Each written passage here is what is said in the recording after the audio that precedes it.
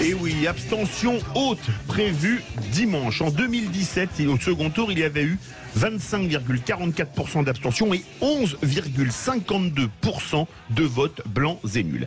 Cette année, il y a un effet barrage moins fort qu'il y a 5 ans. Il y a le rejet d'Emmanuel Macron et Marine Le Pen qui est toujours clivante, même si elle l'est moins qu'il y a 5 ans. Cerise sur le gâteau, les 3 zones scolaires seront en période de vacances de Pâques le week-end prochain. D'où notre grand débat, élection présidentielle, l'abstention ou le vote blanc sont-ils inévitables dimanche prochain? Et vous êtes 62,3% à dire oui. Avec nous, Jean-Christophe Gallien, politologue. Jean-Christophe Gallien, bonsoir. Bonsoir. Mettre un second tour de présidentielle le week-end, le seul week-end où toutes les zones sont en vacances, c'est de l'incompétence ou c'est fait exprès? C'est comme si on l'avait programmé en fait, en réalité. Vous voyez, c'est pas. Il y a 2 dimensions. Il y a le fait qu'on ait raccourci la campagne, premier acte, et que le fait de raccourcir cette campagne présidentielle, le temps de campagne présidentielle en réalité, nous ramène à cette date incroyable, ce carrefour, vous l'avez dit, de déambulation, de mouvements liés aux vacances, des vacances dont on sait qu'elles sont plutôt fréquentées pour plein de raisons, par beaucoup de familles, évidemment dans la zone de l'Île-de-France, mais pas simplement, partout en France il y aura ces mouvements. Donc on sait quand on organise le calendrier électoral, peu ou prou, ou en tout cas celui aussi des calendriers scolaires, qu'il peut y avoir ces effets-là. Maintenant, est-ce que c'est voulu? Est-ce que c'est programmé? Est-ce que ça a été une stratégie? Est-ce qu'on avait pensé? Il faudrait faire un long travail pour essayer de récupérer les éléments d'information. On voit bien que, en tout cas, ça ne va pas favoriser la présence dans les bureaux de vote.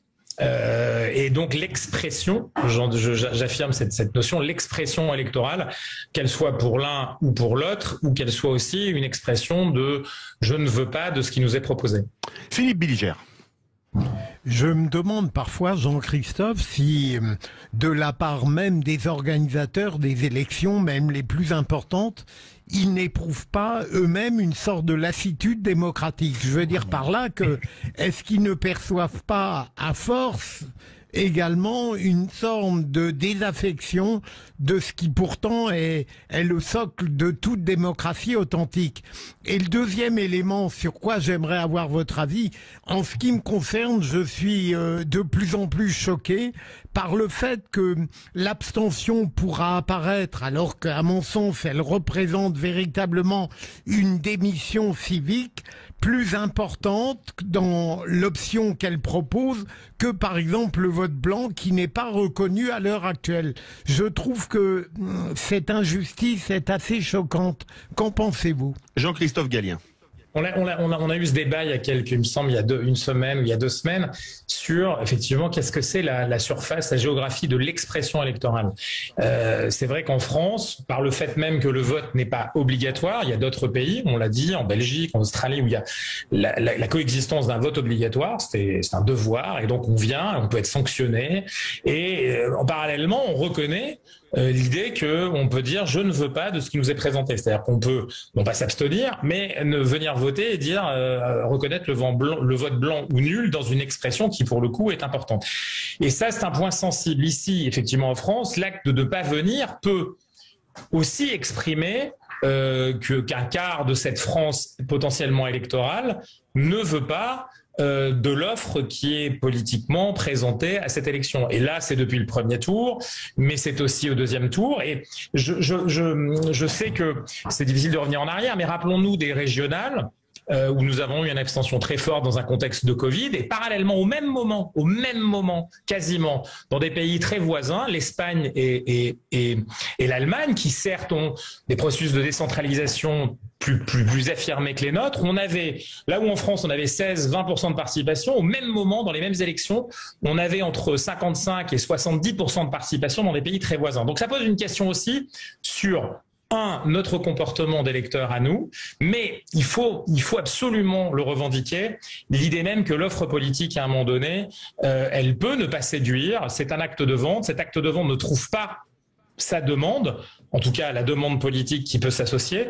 Et je ne pense pas que ce soit parce qu'il n'y a pas de demande politique. Je ne pense pas qu'il y a une vraie demande politique dans ce pays comme ailleurs. C'est simplement qu'il y a une difficulté à se résoudre. Vous l'avez dit, deux détestations. Une détestation personnelle quasiment pour la marque Macron et de l'autre côté, quelque chose qui est plus familial, dont on a bien vu qu'on ne pouvait pas nettoyer la marque aussi facilement que prévu. Et donc on a deux expressions de détestation. Ça ne peut pas être seulement ça, la démocratie. Céline Pina. Oui, je pense le vote blanc est une action quand même démocratique assez particulière puisque la personne fait l'effort d'aller voter, donc elle montre son attachement au vote et son attachement profond à la démocratie et en même temps le fait que l'offre politique ne lui correspond pas. Et je pensais par exemple à la Colombie, alors c'est rare qu'on cite comme exemple la Colombie, mais il se trouve qu'ils ont une pratique du vote blanc qui est extrêmement intéressante puisque s'il y a plus de 50% de vote blanc, non seulement l'élection est annulée, mais les candidats n'ayant pas réussi à susciter l'intérêt n'ont pas le droit de se représenter. À mon avis, pour le coup, ça aurait deux effets si on le mettait en place. Ce serait de relancer l'intérêt réel du vote et surtout, pour le coup, de renouveler le personnel politique. Je vous raconte une histoire justement qui s'est passée en Colombie. Il y avait un homme qui avait fait quand même pas mal de pression et qui se retrouvait le seul candidat à l'élection. Eh bien, il se trouve que l'endroit où il était candidat, la circonscription, les électeurs se sont mobilisés en masse pour aller voter blanc pour qu'il dégage et pour qu'il y ait des élections avec d'autres candidats. Donc là, on voit... C'est le dégarismo, là. Sans doute, mais on voit pour le coup un peuple qui peut aussi reprendre du pouvoir grâce à l'usage du vote blanc. Jean-Christophe Gallien. Oui, alors c'est sûr que c'est, encore une fois, j'aurais pas pris la Colombie comme meilleur exemple parce qu'on peut pas dire que ces dernières années, il y a eu une élection cette année qui était attendue par beaucoup de monde, notamment en Colombie, mais le vote, pour le coup, il peut avoir du vote blanc, il est tellement contrôlé, tellement maîtrisé par d'autres aspects qu'on ne décrira pas ici, oui, tout à fait. Que c'en est malheureux pour ce pauvre pays qui a pourtant beaucoup d'atouts pour rayonner non seulement en Amérique du Sud, mais bien au-delà. Et donc là, pour le coup, mais par contre, je suis tout à fait d'accord avec Céline, c'est-à-dire que pour le coup, l'expression du vote blanc ou nul ne peut avoir de valeur malheureusement et de poids politique, de puissance politique que lorsqu'on l'associe, c'est un point de vue, après je ne veux pas dire qu'on puisse le partager universellement, par l'association à un vote obligatoire lié à l'expression de la citoyenneté, ainsi de suite. Ce qui est le cas, encore une fois, dans des pays qui nous ressemblent. Hein. On a nos voisins belges qui le font, on peut aller de l'autre côté de la planète en Australie. Et là, pour le coup, le poids, juste pour finir sur le poids électorale de cette expression qui dit bien je viens voter parce que d'abord je suis obligé de le faire, mais je n'aime pas celles et ceux qui, en tout cas l'offre qui m'est proposée, du coup devient beaucoup plus puissante et oblige en effet l'offre politique à se remodeler aussi. Après, tout dépend du mode de scrutin, on a parlé ici aussi, ça peut être évidemment de la proportionnelle, ça peut être du scrutin majoritaire, uninominal, un tour, deux tours, peu importe. En tout cas, ça exige à la fois du citoyen un effort beaucoup plus important et nous peut-être avons perdu aussi.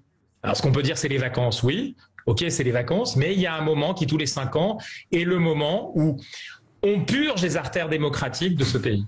Si on ne le fait pas correctement, vous savez ce qui peut se passer, comme dans toutes les affaires cardiovasculaires, qu'elles soient intimes ou politiques ou démocratiques, on peut avoir un AVC. Ah oui. Ça veut dire un accident de vote, faut trouver le C après. Boris Faure. Ça peut être cérébral.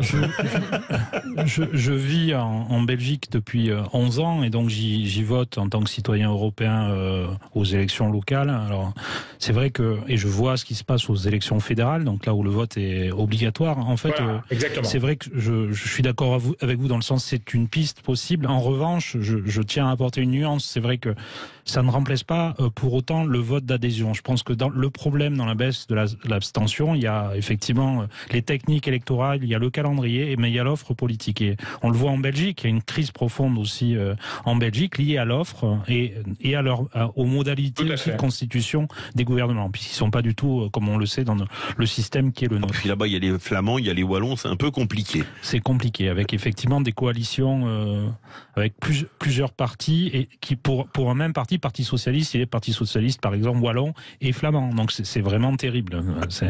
Jean-Christophe Gallien. Oui, alors après, moi je pense que l'élection qu'on vient de vivre, qui se termine ce dimanche, elle nous apporte aussi, quant à la participation, et vous avez tout à fait raison de dire qu'il faut aussi qu'il y ait de l'adhésion.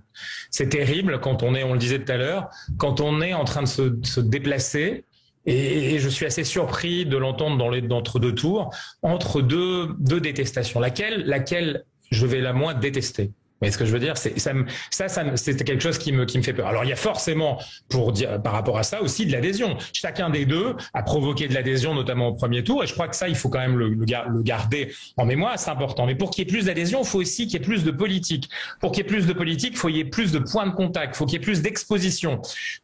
Il ne peut pas y avoir cet assèchement de l'espace du politique et de la démocratie comme on l'a en France aujourd'hui. On peut se poser des questions, en réalité, sur notre état démocratique et notamment sur le terrain médiatique. Ici, on est dans une radio qui a eu, comme tous les médias, des difficultés.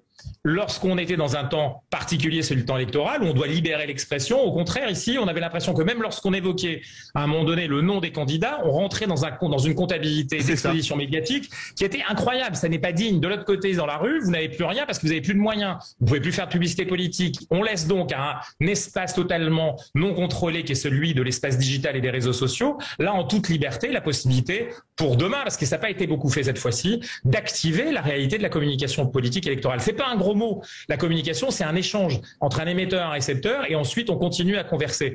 Et ça, de mon point de vue, c'est l'essentiel. Il n'y a plus d'espace. Philippe Bilger. Emmanuel Macron, on a eu une conversation avec lui, certes pendant 5 ans, mais pendant l'élection, ça a été 2 semaines. Philippe Bilger. Oui. J'aime bien l'analyse de Jean-Christophe tout à l'heure qui reliait évidemment le vote blanc au vote obligatoire. C'est sûr que ce serait une manière de redonner une dignité et une forme d'honneur au vote blanc, alors qu'il peut apparaître aujourd'hui, même de la part de quelqu'un qui va se déplacer, comme une forme de désintérêt noble. Certes, on va, mais on n'y va pas pour faire un choix. Et deuxième élément, Philippe, je me permets, vous qui êtes le roi de l'humour, lorsque vous avez évoqué AVC, on aurait pu dire accident de vote calamiteux, par exemple, et voilà. Jean-Christophe Gallien, ou comme il parlait de la Colombie, l'AVC, l'accident de vote colombien. Jean-Christophe Gallien. La Colombie, c'est dommage. C'est vrai que c'est un très beau pays. Maintenant, je vous le dis, je pense qu'on a un carrefour. Un carrefour aussi dans notre manière d'aborder, non pas simplement on a la 6e, la 5e, la 7e République. C'est vraiment d'oxygéner finalement le débat politique et de lui permettre de trouver des nouveaux espaces qui ne sont pas simplement des espaces, encore une fois, ou sociaux ou digitaux, qui en plus en France ont du mal à exister parce qu'il y a un manque de moyens pour travailler, pour faire des élections ailleurs où il y a des espaces qui sont libérés, où il y a plus de moyens. Alors, on investit davantage dans la démocratie. On investit davantage dans la démocratie et je crois que c'est pas un gros mot. On a voulu réguler les flux de financement. Certes, c'était une bonne décision, mais on peut pas à ce point-là assécher les flux d'expression.